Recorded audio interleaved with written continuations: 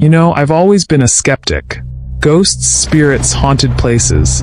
They were all just stories to me. But what happened to me one night changed everything. It's something I've never shared before, but I think it's time I finally tell the story. It all started on a weekend trip with some friends. We were looking for something different to do, something exciting.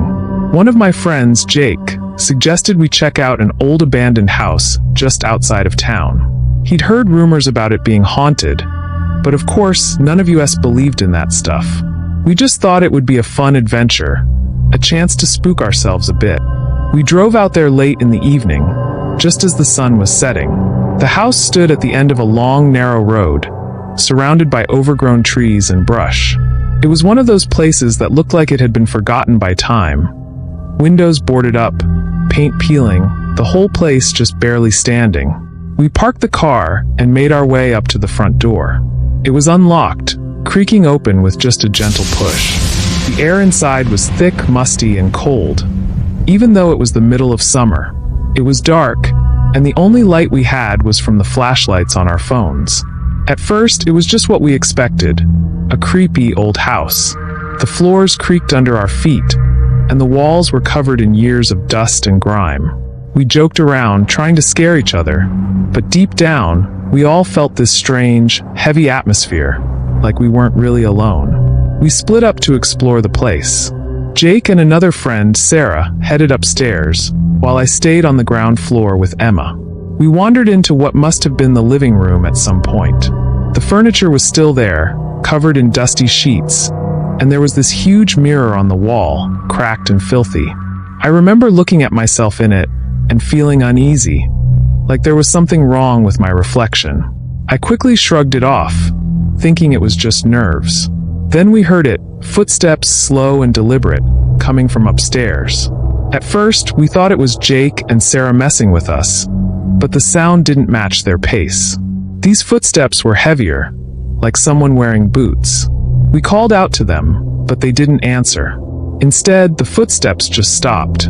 We exchanged a look, half laughing but also a little freaked out. Emma suggested we go check on them, so we headed upstairs. The second floor was even darker, and the air felt colder, almost like it was pressing in on us.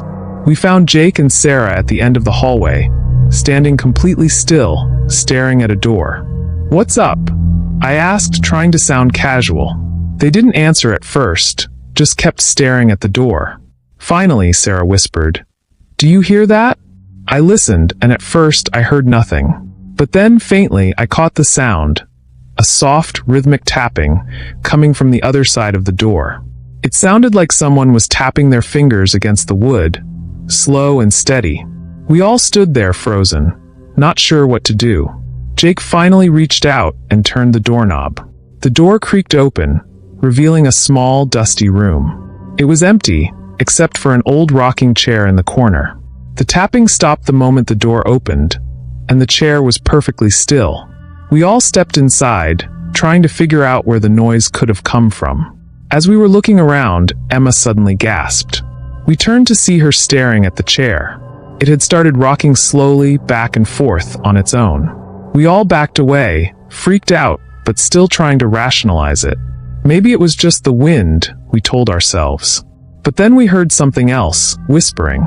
Faint, almost like a breeze, but definitely voices, coming from all around us. I couldn't make out what they were saying, but they were getting louder, more insistent. Panic started to set in, and we decided we'd had enough. We bolted out of the room, practically running down the stairs. But as we reached the bottom, we heard the front door slam shut on its own.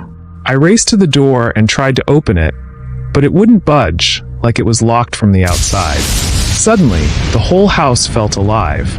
We heard footsteps again, this time running across the floor above us, pounding louder and faster. The walls seemed to close in, and that heavy, cold air pressed against us, making it hard to breathe. The whispers grew louder, more aggressive, until they were all around us, filling our heads with this unbearable noise. Jake yelled, "We need to find another way out." We ran through the house, trying to find an open window, a back door, anything. But everything was shut tight, like the house itself was holding us in. Then, out of nowhere, Sarah screamed. We turned to see her standing by the mirror in the living room, her face pale as she pointed at it. In the reflection, we saw something that wasn't in the room. A dark figure, standing right behind us, tall and shadowy, its face obscured. But when we spun around, there was nothing there. The figure in the mirror didn't move. It just stood there, watching us. Then, slowly, it raised its hand and pointed directly at me. My heart pounded in my chest, and I felt this overwhelming sense of dread, like something terrible was about to happen.